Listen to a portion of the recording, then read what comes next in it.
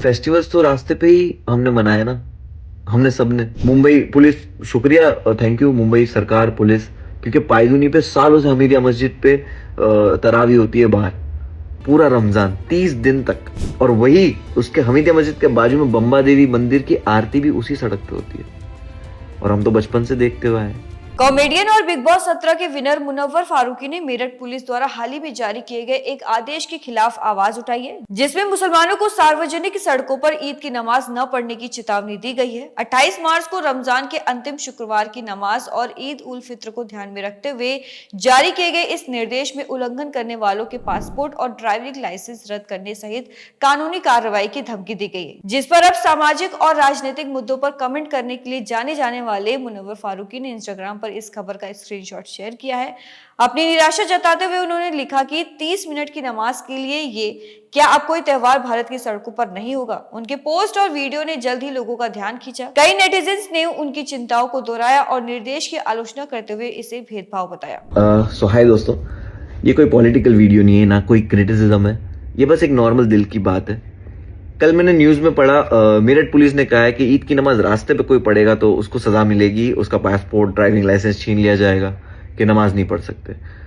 तो फेस्टिवल्स तो रास्ते पे ही हमने मनाया ना, हमने सबने। और हमारा हिंदुस्तान इतना खूबसूरत क्यों है? हमारे त्योहारों की वजह से, फेस्टिवल्स की वजह से, खाना हो, कलर्स हो, एवरीथिंग। हमारी तो फेवरेट टीमें होती थी जन्माष्टमी पे, कि चेंबूर की टीम है ना सबसे बेस्ट है, ऊपर जाके हांडी तोड़ के आते लड़के। दादर में सबसे ऊंची हांडी लगती है।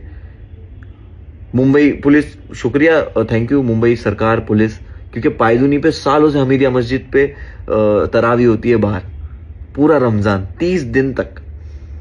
और वही उसके हमीदिया मस्जिद के बाजू में बम्बा देवी मंदिर की आरती भी उसी सड़क पे होती है, और हम तो बचपन से देखते हुए आए। तो यही पुलिस से, मेरठ पुलिस से मेरा ये है कि प्लीज, इससे तनाव पैदा होता है, थोड़ा रिकंसीडर कीजिए इस चीज को, है ना। कोई पॉलिटिकल रैली होती है, कहाँ होती है? सड़कों पे होती है। कोई वीआईपी आता है तो कौन सी सड़कें ब्लॉक होती है? हमारी सड़कें ब्लॉक होती है ना। तो और ये तो भारत के नागरिक का अधिकार भी हुआ ना, कि उसका फेस्टिवल है। कुछ लोग कहेंगे कि यार नमाज मस्जिद में पढ़ो, रास्ते पे क्यों पढ़ते हो? नमाज ऐसे कोई रोड पे गाड़ी रोक के नमाज पढ़ना नहीं शुरू करता है, मस्जिद में ही नमाज होती है। लेकिन ईद की नमाज जो होती है, छुट्टी का दिन है, सुबह 8 बजे का 7 बजे का टाइम है, किसी को तकलीफ नहीं होती है। प्लस वो मस्जिद में ही होती है। जब मस्जिद फुल हो जाती है, इतने सारे लोग एक साथ नमाज पढ़ने जाते हैं, तो जब फुल हो जाती है उसके बाद एक्सटेंड होते होते गेट तक आते हैं, और फिर रास्ते पे प्रबंध होता है आधा घंटा नमाज पढ़ने का। तो यही था, और ये तो हक हुआ ना, अधिकार ही हुआ सबका, सालों से चला आ रहा है, तो ये करने दिया जाए। हमारे हमारे शहीद देखो, सुखदेव, राजगुरु, शहीद भगत सिंह, शहीद अशफाक, फिर हमारे बाबा साहेब आम्बेडकर हो या स्वामी विवेकानंद हो, सब ने ना अपने हक के लिए ही लड़ा है। मतलब उनकी पूरी जिंदगी गुजरी है ना, वो हक बात करते हुए गुजरे कि यार हक चाहिए, है ना। तो मुझे लगता है इबादत करना सबका हक है, अपना अपना फेस्टिवल एंजॉय करना सबका हक है।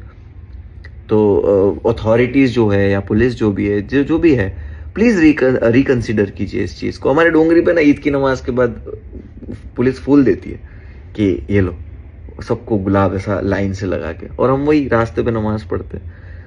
तो प्यार बढ़ाना बहुत जरूरी है ना। तो प्लीज ऐसी इस तरह की चीजें ना लाइए जिससे तनाव पैदा हो, है ना। और मेरे सारे जो मुस्लिम भाई जो देख रहे हैं उनसे भी रिक्वेस्ट है कि देखो, नमाज सुकून से पढ़ने मिले तो ठीक है, अगर नहीं पढ़ने मिले तो कोई बात नहीं, मस्जिद में कहीं भी जगह ढूंढ लेना, रास्ते में मत पढ़ना, और दुआ करना कि हालात बेहतर हो जाए, है ना।